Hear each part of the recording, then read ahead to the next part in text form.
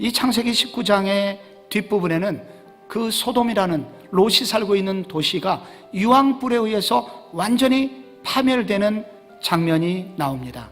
그러나 그 도시가 파멸되길까지 이 롯이라는 사람은 어떤 힘을 쓰지도 못했습니다. 우리는 롯의 실패를 통해서, 그리고 롯과 함께 무너져 내렸던 이 소돔이라는 도시를 바라보면서 이 도시가 무너져 내리지 않기 위해서 오늘의 우리는 어떻게 살아야 되는지, 롯처럼 안 되기 위해서는 어떻게 해야 되는지 이 말씀을 통해서 도전받고, 그리고 이 도시까지 구해내는 그런 성도 교회가 되어야 될 줄로 믿습니다. 그렇게 되지 않기 위해서 먼저 기독교 세계관이 분명히 정립되어야 한다라고 성경은 도전합니다. 기독교 세계관, 성경적 세계관이란 무엇일까요?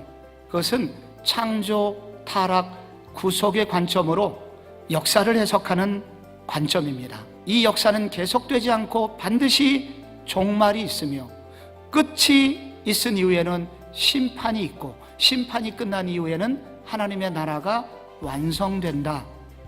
그와 같은 관점으로 세상을 보는 것을 성경적 세계관이라고 합니다. 세상은 결코 안전하지 않다는 것입니다. 세상은 결코 영원하지 않다는 것입니다. 그리고 어느 날 갑자기 심판은 다가온다는 것입니다. 이러한 시대에 우리는 어떻게 살아야 될까요? 기독교적 세계관을 분명히 정립하면서 살아야 합니다. 롯은 처음부터 소돔의 삶을 살지를 않았습니다. 그런데 조금씩 소돔의 세계 속으로 빠져들었습니다.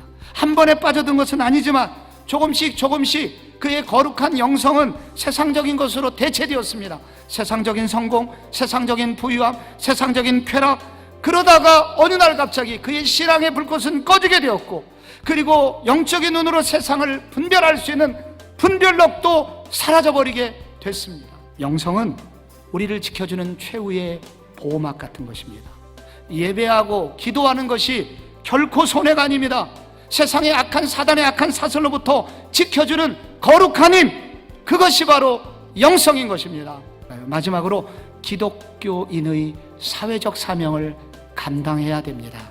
롯은 소돔의 풍요는 좋아했고 일부 봉사도 했지만은 그가 가지고 있는 신앙적 가치관, 기독교적 가치관으로 그 사회를 변화시키기 위한 어떠한 노력도 하지 않았고, 그것이 결국 롯을 찌르게 됩니다.